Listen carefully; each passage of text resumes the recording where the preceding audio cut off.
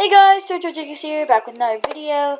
Today we are going to be watching similar vids. But if you haven't already, I would like for you to search up Serg Rodriguez. Go to Serg Rodriguez, and I would like for you to click on that subscribe button. Just real quick, I just want to change my background here.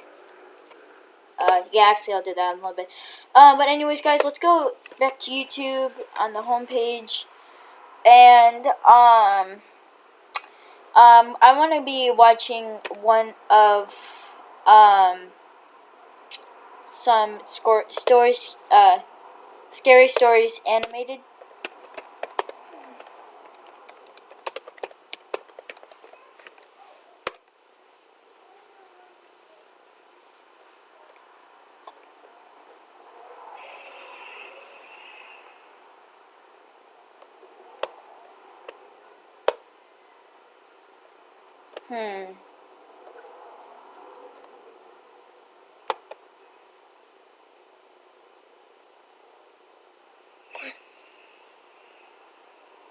Whoa. Alright, so looks like we're gonna first I wanna go here, then this one. Alright. Alright, this looks pretty scary. Don't overpay for camera gear. Okay, Wikibuy can save you money. It's a browser.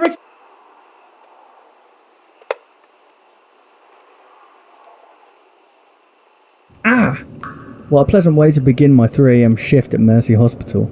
The first thing I did as I sat down was cut my finger. It was a paper cut. And despite working at one of the largest hospitals in the state, I couldn't find a single band-aid laying around. I sucked on my index finger like a vampire while I scrambled my desk for that band-aid. I found one. Purple. I'm a hospital receptionist, and all that means is I greet visitors, make appointments, and look nice. Well, as nice as a 30-year-old man who hasn't slept in hours can look. That night, as we call it, it was just me and a few nurses on the floor. Other than that, it was ghost quiet, except for the heavy rain. I sat back on the cheap recliner chair all receptionists get the honour of using. While adjusting my band-aid, I listened to the television mounted on the corner of the ceiling as it broadcasted a seemingly important message. Authorities say the woman was last seen on Cedar Avenue. Creepy at all. Authorities also say the woman was reportedly vicious. I thought that part of the coverage was quite odd, but I wasn't sure anything. Skip below here. At the flash of the ruby red ambulance lights, I'd seen people come in with severed arms, legs, fingers, people who somehow managed to scoop out their eyes, failed suicide attempts, and much, much more. You get used to it. My head was practically sunk into my desk as I filled out paperwork. That's when I heard something very subtle, initially. I heard it coming from the front doors, the entrance. The automatic doors opened and closed, slamming against each other, and sounding an obnoxiously loud thud each time. The very dim lighting I had surrounding my desk flickered incessantly. Hello? I called out, seated behind the safety of my desk. Only the whistling wind responded. Hello? I called out again. I felt obligated to check if someone was there, especially since I noticed footsteps. Poking my head outside, and looked. All I heard was the distant sounds of sirens and honking cars. The rain poured harder. The peace and quiet was disturbed within moments of me sitting back down. The automatic door started again, opening and closing, slamming shut, and letting in more rain as they did. But this time, I heard gentle footsteps make their way towards me, tapping closer and closer. Someone slowly emerged from the darkness between the entrance and front desk. A woman with drenched black hair approached, wearing a dark brown raincoat and a pair of boots that were too large for her toothpick legs. Her face was inundated with wrinkles and wet makeup. Her black eyeshadow smudged. Despite the heavy rain outside, she didn't seem to have bothered wearing her hoodie. "Hello, how can I help you, ma'am?" She didn't respond. She looked around, scanning and observing an unimpressive hospital. "Is there something I can help you with?" Still nothing. We engaged in a brief stare down, which she won. I looked down and pretended to gather important paperwork. "Are you here to visit someone?" Then finally, she responded, without talking. She simply nodded and then took a few steps forward, her hands hanging down her side. Her posture was unnatural. Okay, alright. Just one. Okay. Most uncomfortable. "Okay, for now I need you to sign here, then you'll have to wait a few hours for visiting time to begin," I said, pushing forward a sheet of paper and a pen. She raised her arm to sign and then abruptly stopped. She seemed startled by something on the desk. She looked at me, tilted her head and, with a smile that was as wide as her eyes, said, "Would you please move that for me?" I was confused at first, and then she pointed at it with her index finger, as drops of rainwater tapped against my desk while her arm hovered over it. I took the little crucifix we had at the front desk and put it in a drawer. The woman proceeded as if she was going to finally sign the paper and then stop before writing anything. She dropped the pen on the ground and stood there again, staring at me. She asked me a question. "Do you reject the Trinity?" "I'm sorry," I replied. For a few more uncomfortable moments, the woman stood there, like an ancient statue. I had no idea what she meant by the question. "Ma'am, who exactly are you here to see? Family? Friend? What's your relationship with the patient?" Before I could finish talking midway through my question, the woman turned around and walked out the door, still smiling and her eyes as wide as I'd ever seen on a person. I went back to work and tried to move on, but her creepy mannerisms were trapped in my mind throughout the night. At around 4 AM I spotted one of the children in our hospital walking down the hall. "Nina, is that you?" I called out. All the kids in the hospital knew me. I was proudly considered one of the cooler employees. I let them break the rules. I brought them snacks upstairs and even told them scary stories, despite their predictable regret later on. The nurses would get angry with me every time I had one of my scary story nights. They always had a bunch of bed sheets to change the next morning. I only did these things for the kids when I wasn't busy, when it was a quiet night, and this was one of those uneventful nights, which of course was a good thing. Anyway, it was very odd to see Nina awake at that time, walking down those shadowy halls. She was absolutely terrified of the dark, and yet there she was. "Nina, is that you?" I squinted my eyes as I walked towards her. "Sorry, Matt. She began. I don't want to be there anymore." She had dragged her blue blanket along with her, which was her way of gesturing to us that she wanted to move to another room. "You have kids bothering you again?" I asked. I took hold of her hand and began walking her back to the elevator. "Matt, please, don't make me go back up there. I don't like the new nurse." Okay, hold up. I stopped know what's walking. gonna happen. "What?" I said, kneeling to Nina's level. She keeps asking us the same question over and over. I said no so many times. I keep telling her no, but everyone else kept laughing with her and saying yes to her. "Please, I don't want to go back up." Nina's words immediately played flashbacks inside my tired, overworked mind. Something about a strange woman going around and asking even stranger questions. I didn't pay enough attention to that broadcast to notice the woman, but even if I had, I thought she had left the hospital. I ditched the elevator and ran up a flight of daunting stairs, stomping against each step with all the force I could muster. I probably woke up all those sleeping employees, I was so loud. I opened the door to the children's room and couldn't believe my eyes. I checked each room, each one on each floor. I woke up my co-worker nurse and asked about the children. She couldn't find them either. We looked everywhere and put the hospital on lockdown. We set off all possible alarms and other emergency procedures. We didn't find them. All that was left behind were their clothes. That's okay. So we already know what goes on there. Okay? Next one.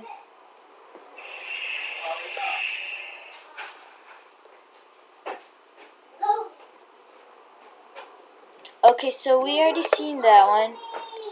Okay, so guys, let's see. You're gonna see some SCP. Hold up. Alright. It's kinda weird. Okay, SCP and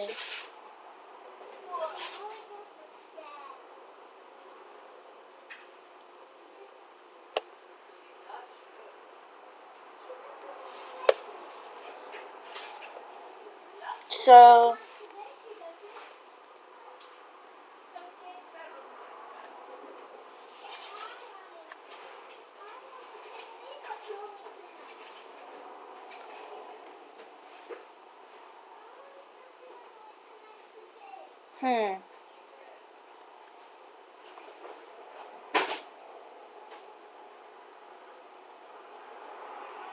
okay, so okay, I want to see this one.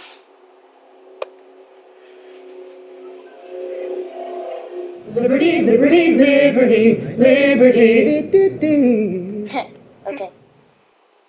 Hey, Most Amazing Top 10 family, I'm your host, Jay Duran, and welcome back to Most Amazing Top 10. The SCP Foundation, we all know it, we all love it, and it is home to a series of creepy things that would make Guillermo del Toro's mouth water. It is a source of hours upon hours of enjoyment for all horror fans, and because the SCPs at the SCP Foundation are mostly crazy Hey, Most Amazing Top 10 family, I'm your host, Jay Duran, and welcome back to Most Amazing Top 10. SCPs are some of the best tall tales.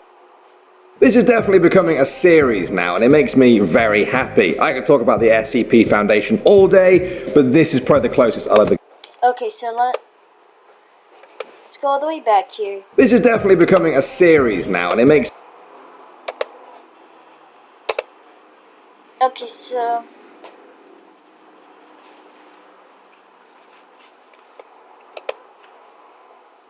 okay, this one looks pretty promising. I can only assume this is the beginning of my sudden descent No, into sorry. insanity. I can't possibly be that bad of a navigator, and yet I've been trapped in IKEA for 2 days. I haven't seen another person the entire time I've been here. I thought it was a prank at first. Turn the place into a maze, get all the other customers out, and see how long it takes me to get lost. I realized that wasn't the case when I tried to backtrack. Everything had changed. Instead of the exit, it was just row after row of bookcases. I'll speed it up here. I spent most of the next day trying to find my way out with no luck. I did find a restaurant serving those meatballs though, so at least I won't starve. They were still warm and fresh, but I haven't seen anyone around who could have cooked them. I made my way back to the beds before the lights cut out again, since it's too dark to search with them off. Day 3. If I wasn't sure there was something weird about this place before, I am now. I walked in a straight line for 3 hours before I came across a ladder next to one of those huge stock shelves that they have here. Climbed up to get my bearings, and it looks like this place just stretches on forever. Like that scene from The Lion King. Except instead of trees and grass, it's all these shelves and tables and crap. I did see a person moving not too far away though, so I headed over. I thought it was a staff member at first. He was wearing the uniform. And maybe it was. Maybe freakish 7-foot-tall monsters with long arms, short legs, and no faces are just the kinds of employees they want at Super IKEA. The thing completely ignored me though, and with no eyes or ears, I can't even be sure it knew I was there. I thought about shoving it or something to get its attention, but its hands were big enough to crush a watermelon, so I decided against it. It just kept moving along, and eventually I lost sight of it, so I decided to carry on the way I was going. Anyway, no comfy bed for me tonight. Looks like I've entered the hard and pointy table section of the store. Guess I'll have to make do with some bunched up tablecloths. My phone battery died during the day too. Didn't work anyways, but I still feel like I've lost some vital lifeline. Day 6. Oh, another ad. Liberty Mutual, take 96. Liberty Mutual. Cut. A Liberty Mutual. Cut.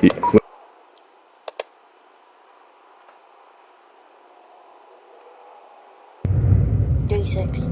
I finally found some other people. Last night, 2 of those staff things came at me in the dark. Different from the first one I saw, but still messed up. I heard them coming. They were saying that the store was closed and I had to leave the building. All nice and polite. We are closing soon. Please start to make your way towards the exit. The store is now closed. Please exit the building. I'm not sure which part of that was weirder. That they don't have mouths, or that they were apparently trying to kill me while they were saying it. I saw it when I cleared another stand of those giant stock shelves, all lit up with torches and floodlights. They built a whole town down here. Got a massive wall built out of shelves and beds and tables and whatever else. I swear, it was the most beautiful thing I've ever seen. Anyway, I guess they saw me coming, or maybe they heard my bellows of fear, because they had a gate open and 2 people were waving me in. I heard the staff thing slam into the gate behind me after it closed, still politely informing us to please exit the building. Eventually they lost interest and just wandered away. They call the town Exchange, because that's what's on the sign hanging from the ceiling directly above it. Exchange and returns. It's all lit up against the night using lights they found and plugged into the power lines. And there are beds and food and people. Over 50 wonderful people, with regular-sized limbs and a full set of facial features.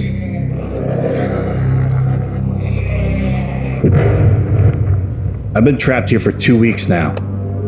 Most of the people I asked said they stopped keeping track a long time ago, and one guy said he's been in here for years. There are rumors of people who do manage to get out, and of people who see the exit only to have it vanish before their very eyes. I went out scavenging for food at a nearby shop with Sandra and Jerry today. Once you learn the landmarks of this place, it's not so hard to navigate. The overhead signs help a lot, but there are others. Not too far in the distance, a huge section of those giant stock shelves has collapsed against each other. And miles away, it looks like there's a giant wooden tower where someone might have tried to break through the roof to escape.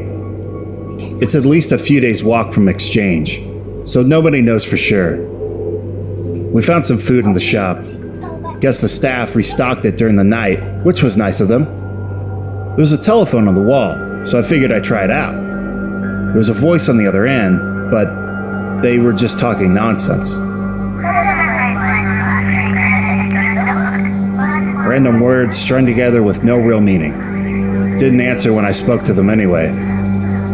Sandra says all the phones in here are the same. Oh, 3:30. The staff attacked the Exchange last night. Must have been 20 or 30 of them, all just asking us to leave the store, calm as you like, while trying to smash the walls down with their bare hands. Apparently this happens pretty regularly, so everyone was prepared for it. We had knives from the restaurants, lawnmower blades made into hatchets, a fire axe. One guy, Wasim, even made a functional crossbow. The walls have holes in them, which I hadn't even noticed before, but they're there specifically so we can stab out the staff when they attack. Took a couple of them down myself. They don't seem to bleed, which is weird, but they go down as easy as a regular person once you start sticking holes in them. We had to haul the bodies away in the morning. Apparently the dead ones will attract more during the night, so we had to get them away from Exchange. We have a couple of those trolley things they use to move big boxes around, so we loaded them up and took them over to pick up. People just name everything in here after whatever sign is hanging overhead. My curiosity got the better of me while I was unloading them, so I took a look at one of the more cut up ones. They're just skin, all the way through. No muscle, no bone, no organs. Are they even really alive in the first place? Just one more thing on the ever-increasing list of weirdness that goes on here, I guess. D67 already? Wow. Oh, looks like another ad. You've got something up your sleeve. What you didn't know was you were surprising. Same old, same old. I've been here for a little over 2 months now. Not that much changes, as it turns out. A couple of the new people showed up. Same story as the rest of us. The staff attack the Exchange once or twice a week. We kill them, and we haul their bodies off. But sometimes there's casualties. They killed this guy, Jared, a couple weeks back. It was awful, frankly. Turns out regular humans still bleed in here, even if the staff don't. We tried our best, but none of us are doctors. Jared was a good guy. He deserved better. We all do. Day 139. Huh. I tried talking to people about the stuff they missed from home during dinner today. Probably not the best idea I've ever had. Everyone seemed pretty down after. A bunch of people here have families. Husbands and wives, kids, dogs. Moritz started to explain a few things.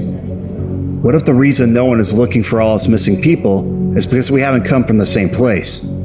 Maybe all the people here have come from different dimensions or realities. Sarah comes from a place where there's no Statue of Liberty. They didn't launch a space station where Wasim is from. If everyone here came from different places, even from ones that seem identical, there'd be no missing persons panic. No mass search. We'd just be a blip. A single missing person in a world of non-stop news.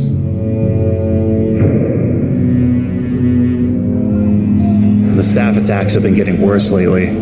3 or 4 times a week now, with twice as many staff as there used to be. No idea where they all come from, or why the attacks have increased. We tried following one of them during the day a few weeks ago, but we had to turn back before we found anything. Wow. The attacks are getting bad now. Almost every night. And with so many staff that the bodies almost pile high enough for the others to climb the walls. I think we're in real trouble here. Another one. The city's changed. La-dee-da. What do we have here? This coffee wasn't even heard of here. Guys, this is really crazy. I think exchange is done. We got hit pretty bad last night. Not many casualties, but the wall's wrecked. We finally figured out why the attacks have been escalating too. A box of supplies had a chunk of one of the staff in there. No idea how it happened, but apparently a piece of one will draw them as well as a full body. Too late now in any case. There's too many bodies for us to haul away and still have time to fix the wall before night. Candace has called a meeting. I suspect there'll be talk of abandoning exchange. Maybe try and get shelter at checkouts or something. It's already getting late though. I don't think we'll have time to make it. Maybe some of us will. I was fine for the first week out in the dark after all. But then, how often can I keep getting lucky? I'm only writing this for a sense of closure, I guess. I hope whoever's reading this is doing so from outside this place. Really, my biggest fear is that if I do die tonight, I'll just wake up here again in the morning. Oh, wow. Pretty scary.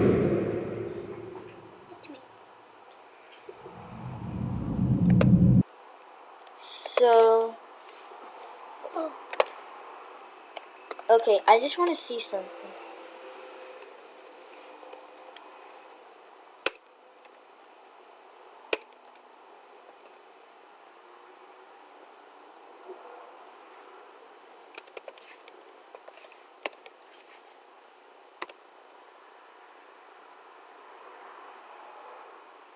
Holly.